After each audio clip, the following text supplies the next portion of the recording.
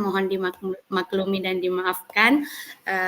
Baik, izinkan saya untuk berbagi layar ya Bapak Ibu.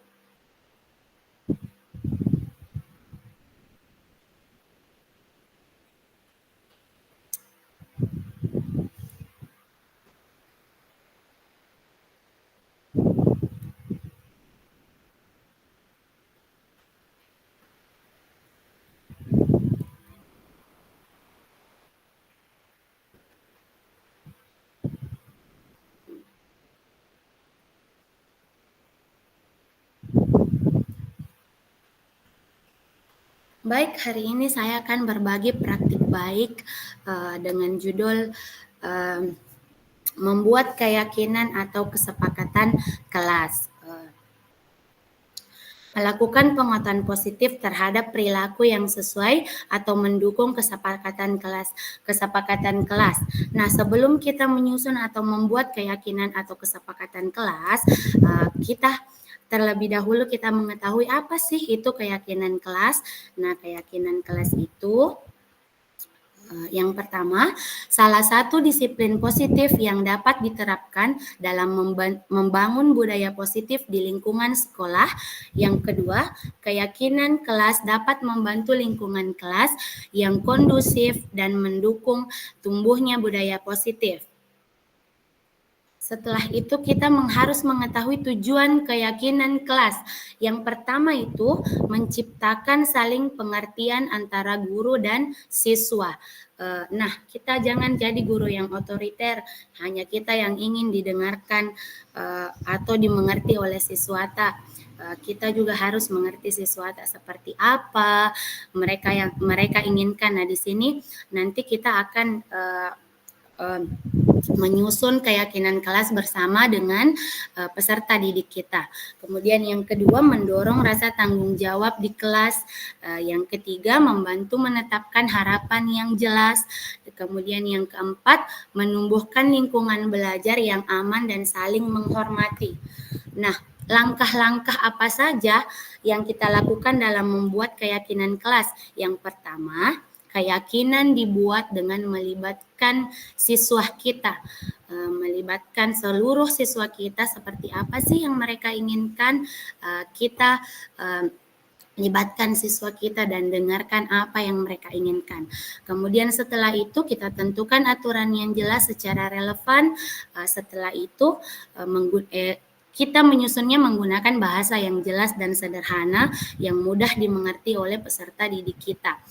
Kemudian setelah ada ditulis, kita diskusikan keyakinan kelasnya bersama siswa-siswata.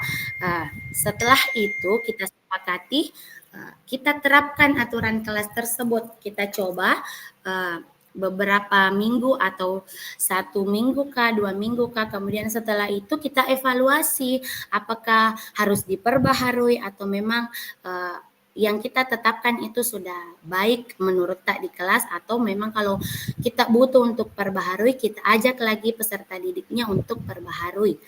Nah, ini salah satu contohnya saat saya meminta peserta didik untuk menuliskan seperti apa sih yang mereka inginkan. Ya, ini satu persatu menulis di papan tulis. Kemudian slide berikutnya ada temani temannya karena mungkin malu-malu, jadi akhirnya mau ditemani. Kemudian berikutnya rombongan. Namun peserta didik saya ada yang tidak menuliskan kesepakatan kelasnya karena dengan alasan sama dengan yang dituliskan temannya atau malu naik menulis di depan. Nah, ini Bapak Ibu, saya perbesar jika. Nah, seperti ini.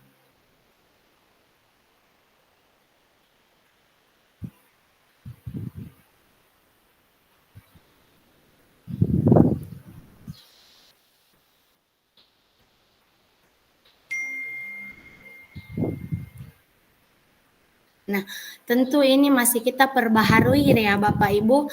Kita buatkan bahasa-bahasa yang baik. Contoh, tidak boleh bombek-bombek, tidak bagus didengar.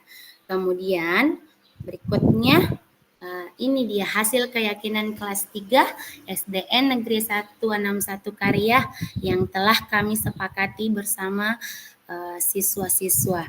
Yang pertama, menjaga kebersihan dan kerapian kelas, karena tanggung jawab kerapian dan kebersihan kelas kita itu merupakan tanggung jawab seluruh warga kelas yang ada di kelas 3. Kemudian hadir tepat waktu, ya. Kemudian mengerjakan tugas tepat waktu. Kenapa saya masukkan ini mengerjakan tugas tepat waktu? Karena anak-anak sering acuh tak acuh tulis tugasnya. Apalagi ini peralihan dari kelas 2 ke kelas 3.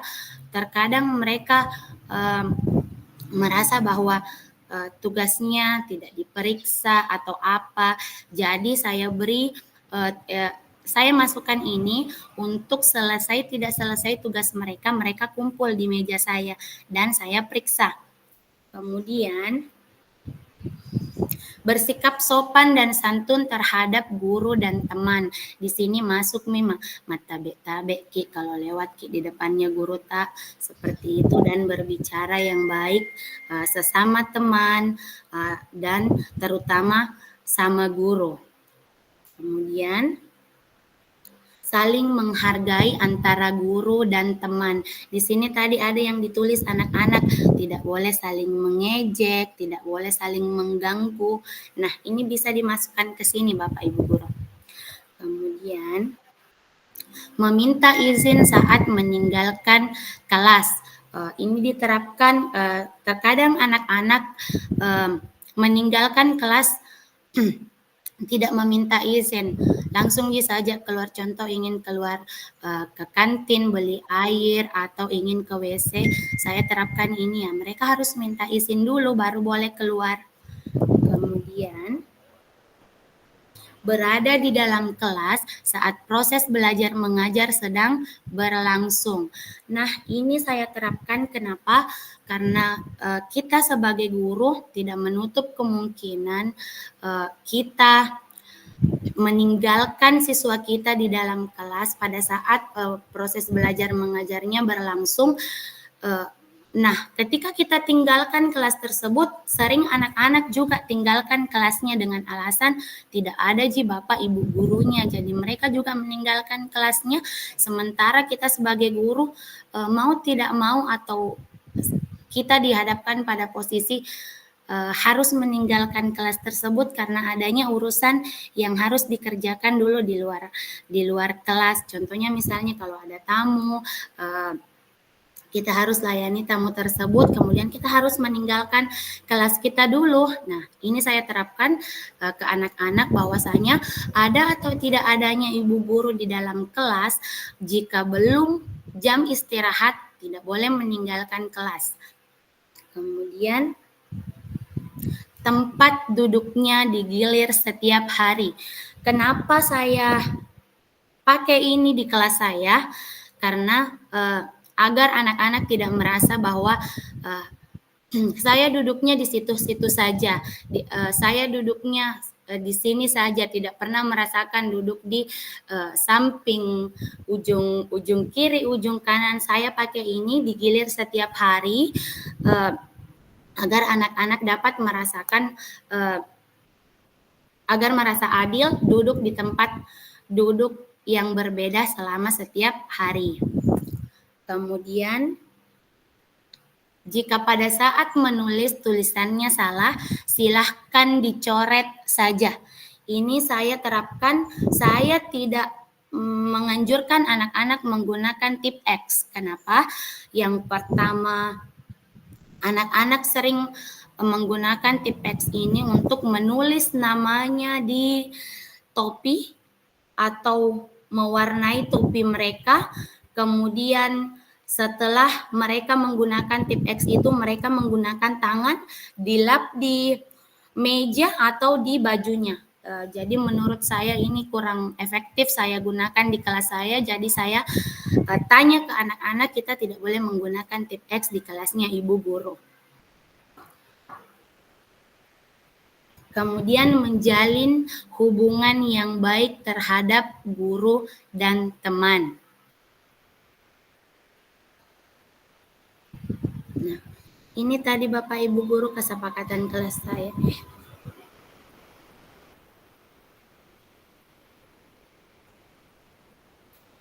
Ini yang saya tempel di kelas. Saya cetak kemudian ditempel.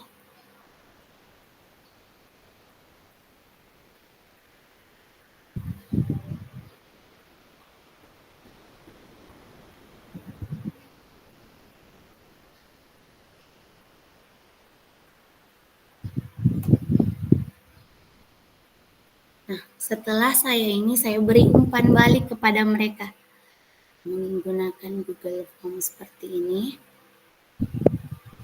Mereka jawab nih. Kemudian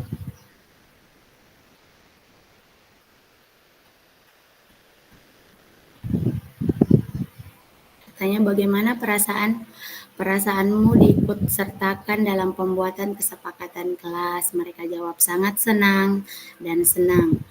Kemudian, apakah gurumu menjelaskan fungsi dan kegunaan kesepakatan kelas? Ada yang jawab dijelaskan, ada yang jawab ya Ibu Guru menjelaskan. Terima kasih Bapak Ibu Guru. Itulah materi yang saya sempat bagikan pada siang hari ini. Saya kembalikan ke Ibu Moderator.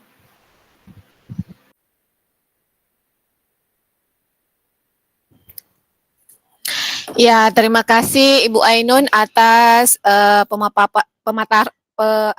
pemaparan materinya terkait keyakinan kelas yang telah Ibu Ainun terapkan di kelas 3 SD Negeri 161 Karya.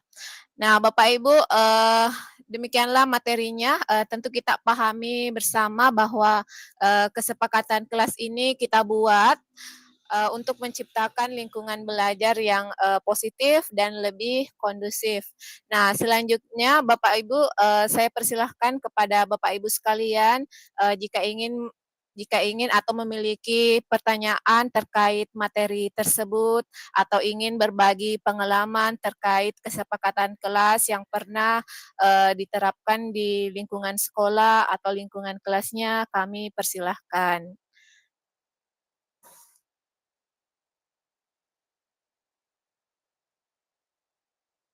Jadi pada kesempatan kali ini kami tidak hanya membuka sesi tanya jawab, tapi kami ingin saling berbagi, berdiskusi terkait pengalaman Bapak Ibu dalam menerapkan keyakinan kelas atau kesepakatan kelas di kelasnya masing-masing. Silakan Bapak Ibu. Sempat ada yang ingin berbagi atau ingin mengajukan beberapa pertanyaan terkait materinya?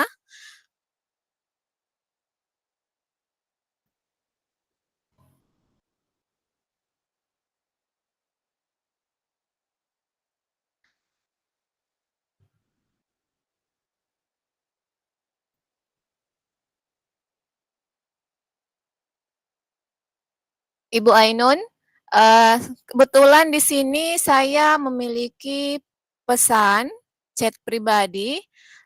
Ada yang bertanya, Ibu Ainun? Iya Ibu. Kebetulan di sini tadi ada pesan yang masuk lewat chat pribadi saya. Ya. Ada yang bertanya, kan selama ini katanya dia hanya menerapkan peraturan kelas. Kira-kira apa yang menjadi perbedaan antara kesepakatan kelas dengan peraturan kelas, Ibu Ainun? Menurut Ibu Ainun bagaimana? Silakan Ibu Ainun.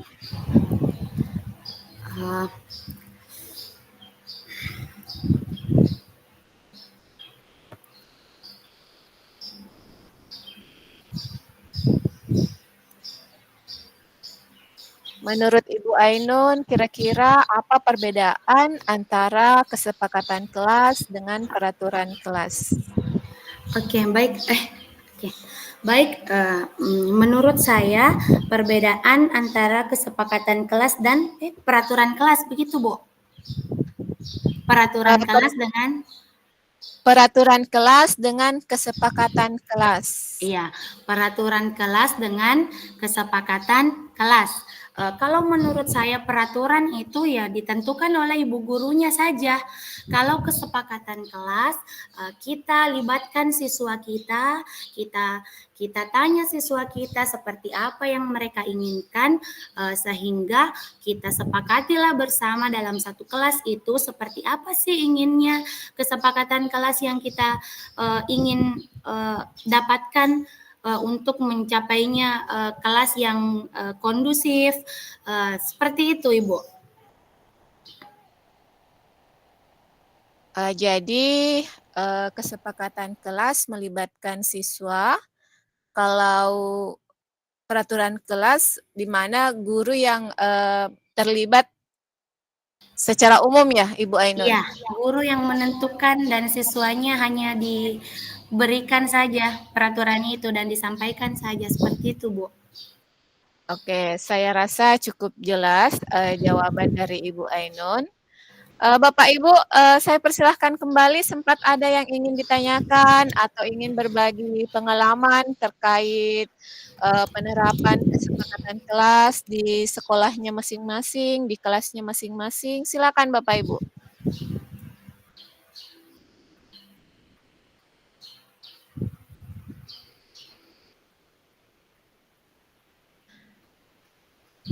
Baiklah, sambil menunggu mungkin suara dari Bapak Ibu sekalian. Ibu Ainun, saya punya pertanyaan sendiri. Boleh Ibu Ainun? Boleh? Ya, tadi setelah saya melihat pemaparan materi Ibu Ainun menggunakan melibatkan langsung siswa dengan menuliskan pendapat-pendapat seluruh siswa di papan tulis. Nah, kira-kira Ibu Ainun, karena berhubung di zaman sekarang ini kita dikelilingi dengan teknologi yang sangat berkembang, kira-kira teknologi apa yang bisa kita manfaatkan untuk mendukung implementasi kesepakatan kelas, Ibu Ainun? Oh iya, mohon maaf. Iya Bu, ini saya terapkan meminta peserta didik untuk menulis di papan tulis. Kenapa? Karena kalau ingin menggunakan misalnya teknologi, kita ingin menggunakan handphone, kita bisa menggunakan Google Form dan mengirimkan pertanyaan kepada siswa kita, kemudian mereka menjawab di situ, Bu. Tetapi kendalanya di kelas saya hanya ada beberapa siswa yang memiliki handphone dan hanya ada beberapa siswa yang diizinkan untuk membawa handphonenya ke sekolah dengan alasan orang tuanya siapa tahu nanti tercecer kemudian hilang. Tetapi menurut saya benar orang tuanya, karena kan anak kelas 3 belum mampu untuk menjaga barang-barangnya, pulpennya saja yang jatuh dia tidak bisa ambil, Bu. Makanya saya tidak terapkan teknologi-teknologi yang canggih kepada siswa saya karena mereka sebenarnya mampu, tapi apa yang mereka ingin gunakan itu tidak semuanya menyeluruh, Bu. Karena kalau seperti itu ada mikas yang anak-anak yang tidak punya handphone merasa bilang saya tidak punya. Oke lah kita punya Chromebook di sekolah, tapi ini tuh mereka juga belum diajari untuk menggunakan Chromebook tersebut. Hanya dikenalkan saja ini Chromebooknya seperti ini. Begitu, Bu. Oh, baik Ibu Ainun. Jadi Ibu Ainun menyesuaikannya dengan apakah dia termasuk kelas rendah atau kelas tinggi. Seperti itu ya Bu Ainun. Iya Bu, kalau kelas tinggi mereka sudah mampu dan rata-rata siswa di sekolah kita kalau kelas tinggi, kelas rendah pun kelas 1 2 mereka memiliki handphone tapi hanya 1 2. Hanya beberapa dari siswa yang memiliki. Kalau di kelas tinggi rata-rata mereka punya Bu. Jadi apa ya kalau di kelas tinggi memang diterapkan lebih baik dikenalkan anak-anak aplikasi-aplikasi atau teknologi yang tepat untuk mereka. Iya, betul sekali ya Bu. Sempat di sini Bapak Ibu guru punya pengalaman memanfaatkan teknologi dalam menyusun kesepakatan kelas, bisalah berbagi dengan kami-kami yang ada di forum ini. Kami persilahkan Bapak Ibu jika ingin berbagi pengalaman terkait penyusunan kesepakatan kelasnya atau ada hal-hal yang ingin ditanyakan. Kami persilahkan.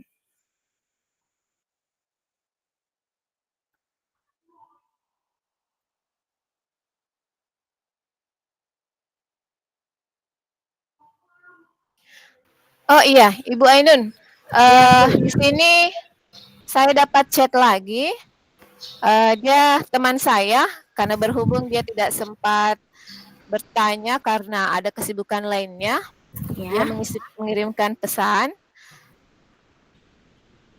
Nah, kira-kira Ibu Ainun saat menyusun kesepakatan kelas atau dalam mengimplementasikan kesepakatan kelas yang sudah dibentuk, apa tantangan-tantangan yang Ibu hadapi dalam menerapkan keyakinan kelas tersebut?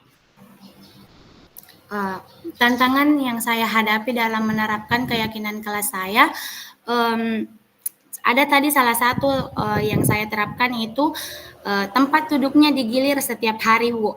Nah, tantangannya di sini ketika ada siswa yang satu atau 2-3 hari mereka tidak ke sekolah karena sakit atau minta izin. Nah, tantangannya di sini mereka tidak tahu di mana tempat duduknya. Tetapi saya beri tugas kepada anak-anak bahwa ingat Ki, tempat duduk tak posisi duduk tak, dan yang harus kalian ingat itu siapa teman tak kiri kanan. Contoh misalnya saya sebutlah siswa saya A, B, C, dan D. Misalnya D dekatnya B dan C. C dekatnya A dan B, seperti itu. Mereka ingat. Jadi kalau misalnya A tidak ke sekolah, mereka bisa tahu bahwa di sini duduknya nanti si A karena samping kiri kanan si A ini. Seperti itu, Bu. Kemudian tantangan yang saya hadapi selanjutnya adalah itu tadi anak-anak karena anak-anak kelas rendah, mereka harus lebih banyak diingatkan lagi, harus sering-sering mengingatkan bahwasanya tidak boleh meninggalkan kelas saat ibu gurunya tidak ada, istirahat baru tinggalkan, ya seperti itu, Bu. Kemudian kadang ada anak-anak yang memang memang sulit untuk diberitahu. Ya, tantangan kita sebagai guru ya harus sering diingatkan, dan diingatkan meskipun kita dianggap cerewet, seperti itu, Bu. Iya, betul sekali ya Ibu Ainun, saya sepakat sekali dengan pendapatnya. Jadi seorang guru kita tidak bosan-bosannya untuk mengingatkan kepada anak-anak kita hal-hal yang baik. Oke, di sini bagaimana Bapak Ibu, ada yang ingin bertanya atau berbagi pengalamannya? Kami persilahkan. Bisa berbagi pengalamannya, kira-kira kesepakatan-kesepakatan apa yang bisa kita munculkan, terapkan di lingkungan kelas kita, sehingga dapat menciptakan budaya positif kepada murid-murid. Sebagaimana kita tahu bahwa kesepakatan kelas ini kita ciptakan, kita buat untuk menciptakan lingkungan belajar yang positif dan lebih kondusif.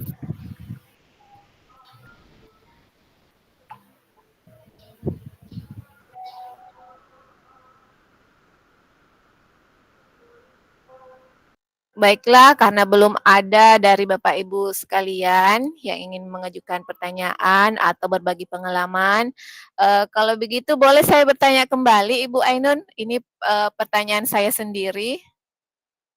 Boleh, boleh Bu. Nah, kita kan tahu bahwa kesepakatan kelas ini kita bentuk untuk menciptakan budaya positif atau membiasakan budaya positif kepada anak-anak kita di sekolah. Ya, Ah, nah, untuk menciptakan budaya positif ini tentu yang berperan penting itu tidak hanya guru, tapi orang tua tuh. siswa. Ya. Nah, pertanyaan saya Ibu Ainun, kira-kira bagaimana cara Ibu Ainun berkolaborasi dengan orang tua siswa dalam mendukung atau mewujudkan kesepakatan kelas yang telah kita buat? Oh iya, bagaimana cara saya berkolaborasi dengan orang tua siswa? Di kelas saya kan ada grup chat ya Bu, ada grup kelas 3. Nah, di situ saya sampaikan kepada mereka contoh ya, alhamdulillah di kelas saya orang tuanya menurut saya mereka mendukung saya. Kenapa? Di sekolah itu diterapkan pos kebersihan masing-masing siswa kita. Seperti itu kan, Bu? Nah, di kelas 3 itu posnya ada anak-anak yang membersihkan sekitaran jalan di depan kelas itu. Nah, anak tersebut karena tidak mau apa ya? Tidak mau menunggu. Karena lambat katanya selesai tugasnya mereka bawa sapu, Bu. Jadi menurut saya orang tua mereka mendukung karena tidak mungkin mereka membawa sapu kalau orang tua mereka tidak mendukung, dan ada 3 orang siswa yang membawa sapu ke sekolah tanpa saya minta. Terima kasih, Bu. Jadi Ibu Ainun menjalin komunikasi yang baik dengan orang tua siswa. Wah, bagus sekali ya Ibu Ainun.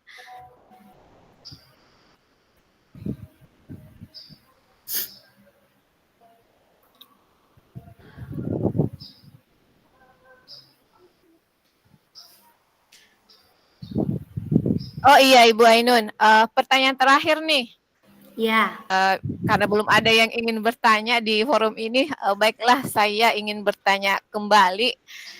Kira-kira bagaimana Ibu Ainun menilai bahwa kesepakatan kelas yang telah Ibu Ainun buat itu sudah berjalan dengan baik di kelasnya Ibu? Bagaimana Ibu bisa menilainya bahwa kesepakatan ini sudah berjalan dengan baik, sudah diterapkan oleh anak-anak kita di kelas? Oh ya, baik Bu.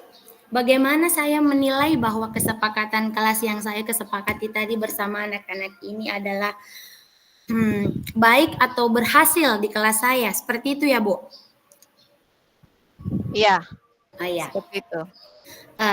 Dengan melihat perubahan-perubahan siswa, misalnya sebelum kita membuat kesepakatan kelas, Bu, otomatis adalah kasus, misalnya kita amati dulu siswa seperti ini. Contoh, saya beri contoh satu ya, Bu. Ini siswa kelas 2, saya bertanya wali kelas 2 yang dulu, saya tanya, Pak, bagaimana siswa ini, siswa kelas 2 waktu kelas 2, diberi saya saran, Bu, siswa kelas 2 itu begini, mereka itu sering bikin geng-geng lah di kelasnya, sampai akhirnya teman-teman mereka maksudnya di luar dari gengnya mereka tidak ajak berteman, gengnya saja. Istilah anak sekarang itu bestinya saja yang mereka ajak. Kemudian yang lain merasa saya tidak berteman dengan ini. Jadi setelah saya tanya Pak gurunya yang lalu, saya terapkan di kelas saya dengan ini tadi, Bu, yang menggilir tempat duduk mereka dan menyusun mengatur tempat duduk mereka sehingga mereka tidak berdekatan. Artinya saya pisah-pisah tempat duduk mereka. Ada yang duduk di ujung kiri, ada yang di kanan, ada yang di belakang sana. Saya rubah tempat duduknya. Oh, dan saya informasikan model tempat duduk saya berbentuk huruf U, Bu. Melingkar. Jadi saya tidak kasih dekat, karena kalau saya kasih berdekatan akan ada anak yang merasa saya tidak akan diajak cerita sama dia karena dia bestinya ini, karena ini bestinya ini. Kalau di kelas saya seperti itu dan saya terapkan ini, alhamdulillah mereka sudah mulai bermain, mereka sudah mulai berkomunikasi dengan baik di kelas, meskipun kalau istirahat ya berkumpul lagi dengan bestinya, karena mungkin tidak bisa juga dipisah, karena kalau kita berteman pasti ya nyamannya sama dia.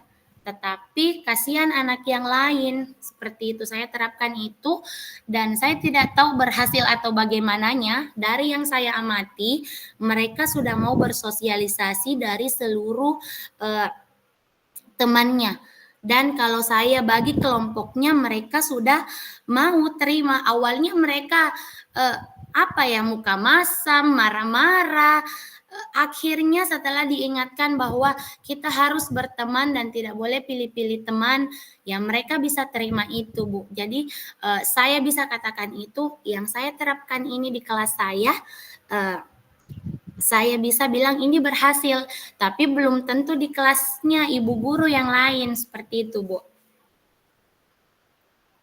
Iya, terima kasih Ibu Ainun. Jadi menurut Ibu Ainun melakukan observasi atau pengamatan langsung dengan melihat perubahan sikap dari anak-anak kita dari sikap negatif menjadi sikap yang lebih baik atau sikap yang positif.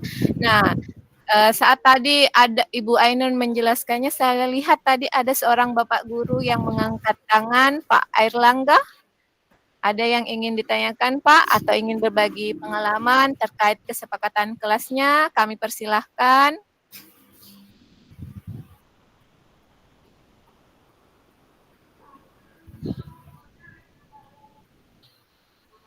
Atau dari Bapak Ibu sekalian, ada yang ingin bertanya atau memperjelas, berbagi pengalaman mereka, berbagi pengalaman terkait kesepakatan kelas yang telah diterapkan, atau hal-hal baik apa yang bisa dibagikan kepada kami semua yang ada di forum ini.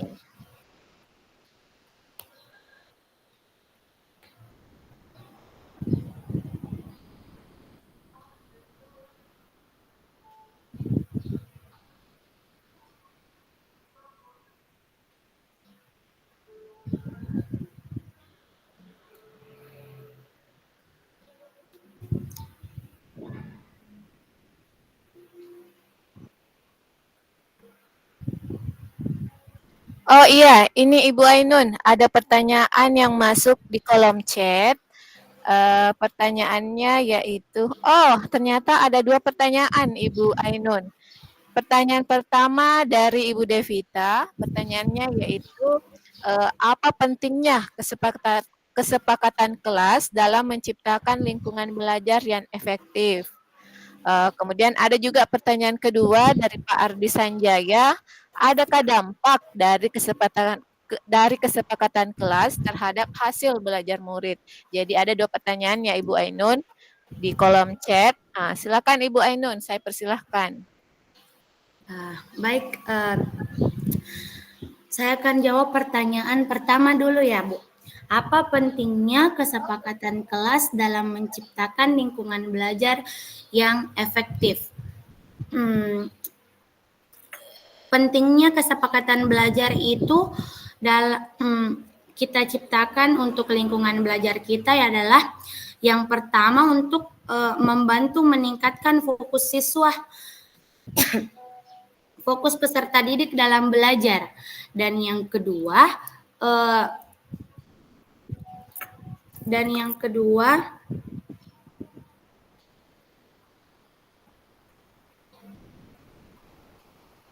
efektivitas mengajar guru lebih terarah, Bu, dengan adanya kesepakatan yang kita susun.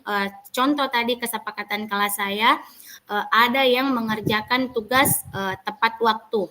Nah, sebelum saya masukkan mengerjakan tugas tepat waktu di kesepakatan kelas saya, siswa itu ada yang mengerjakan tugasnya dengan lambat.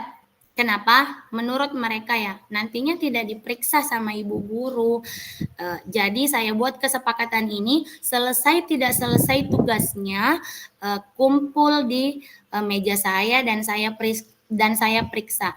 Kemudian saya buat stempel apa ya, pemeriksaan saya buat di situ keterangannya, selesai tugas dikerjakan, tugas selesai dikerjakan, kemudian yang kedua tugas tidak selesai dikerjakan.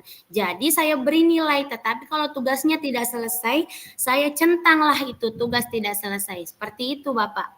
Seperti itu Bu. Iya. Kemudian, bagaimana? Lanjut saya jawab pertanyaannya. Ya, silakan lanjut Ibu Ainun untuk pertanyaan kedua dari ya, Pak Andi Sanjaya. Adakah, Ardi Sanjaya. Iya, adakah dampak dari kesepakatan kelas terhadap hasil belajar murid? Ada dampaknya Pak. Kenapa saya bilang seperti ini tadi? Sambungan tadi dari penjelasannya, pertanyaannya Ibu Devita. Dengan begitu, ketika saya stempel itu saya periksa tugasnya, kemudian saya stempel, saya centang tugas tidak selesai, saya beri nilai, otomatis mereka lihat, oh ini ada nilainya. Besok, meskipun besoknya misal dia tidak selesaikan tugasnya, tapi dia berusaha untuk menyelesaikan tugas itu lebih banyak lagi Pak, seperti itu.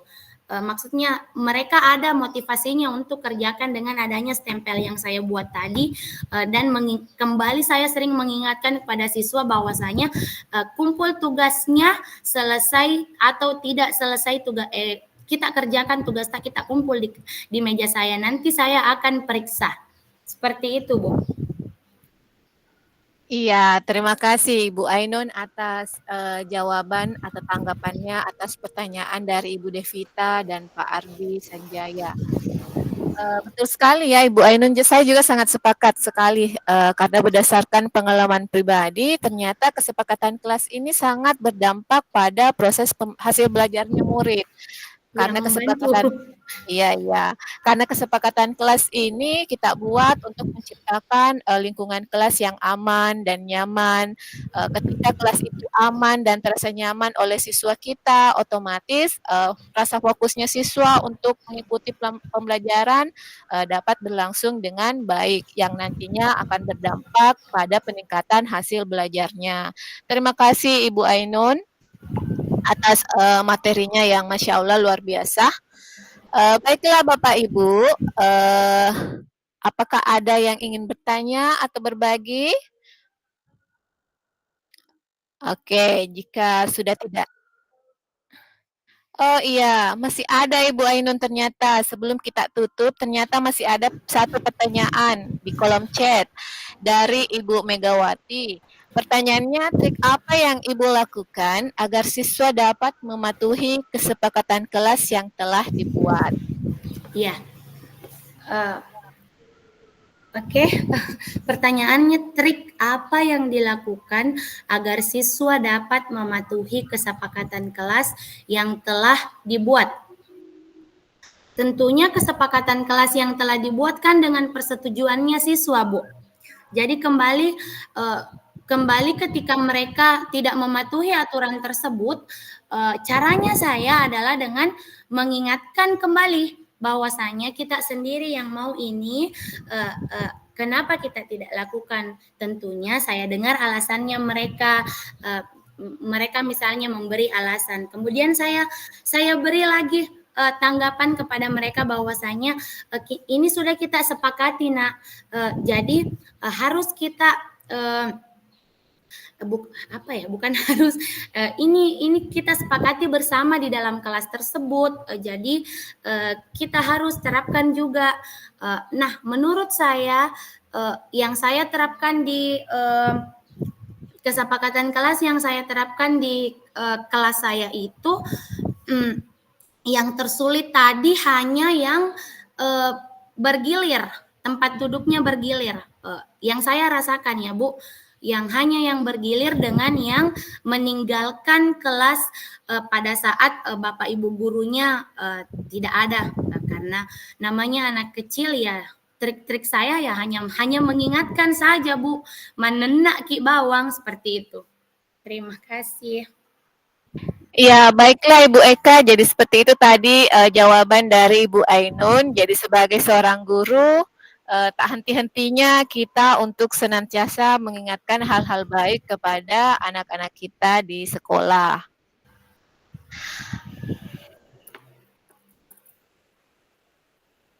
Baiklah Ibu Ainun, ternyata masih ada pertanyaan dari Ibu Devi. Mungkin pertanyaan dari Ibu Devi ini adalah pertanyaan penutup ya, mengingat kita memiliki keterbatasan waktu. Adapun pertanyaan dari Ibu Devi yaitu apa yang dilakukan guru dalam melakukan refleksi dinamika kelas untuk menerapkan kesepakatan kelas. Silakan Ibu Ainun. Iya, apa yang dilakukan guru dalam melakukan refleksi dinamika kelas untuk menerapkan kesepakatan kelas? Yang bisa dilakukan yaitu kita mendengarkan masukan siswa kita. Apa sih yang mereka inginkan? Seperti apa sih keinginannya mereka? Kemudian kita sebagai guru misalnya kalau menurutnya siswa ini tidak bagus untuk diterapkan di sekolah di kelas kita Bu, kita bisa mengubah atau membuat lagi kesepakatan kelas tersebut yang baru untuk kenyamanan siswa kita dengan kita, seperti itu Bu. Baiklah, terima kasih Ibu Ainun. Saya rasa ini cukup.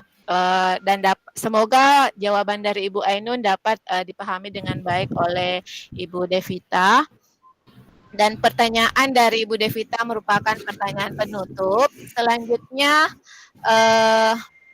Selanjutnya di sini saya bisa menarik beberapa kesimpulan terkait materi kita dalam merancang kesepakatan kelas yang efektif. Yang pertama yaitu libatkan siswa, ajak siswa berpartisipasi aktif dalam membuat kesepakatan. Kedua yaitu jelas dan singkat. Kita membuat kesepakatan yang mudah dipahami dan diingat.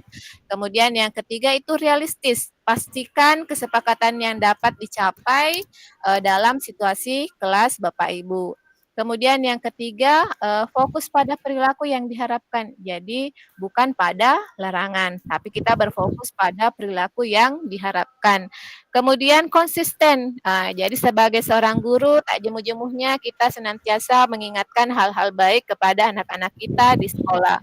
Kemudian yang terakhir yaitu melakukan evaluasi secara berkala untuk melihat apakah kesepakatan kelas yang sudah kita terapkan sudah tercapai dengan baik.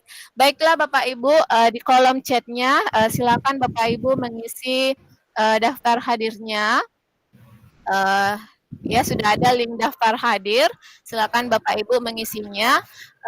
Dan tak henti-hentinya kami dari komunitas belajar karya silakan mengikuti, mengajak Bapak Ibu sekalian untuk mengikuti kombel karya yang ada di PMM. Sekaligus kami mengajak membuka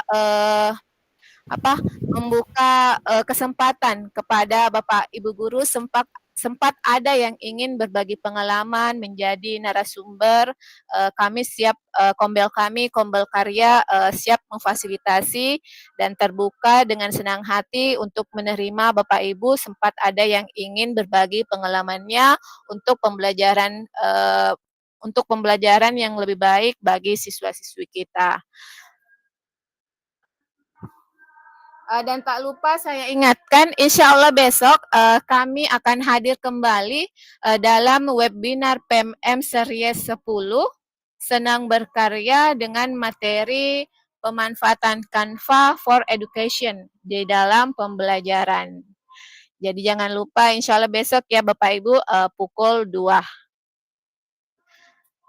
Jadi silakan Bapak Ibu mengisi link kehadirannya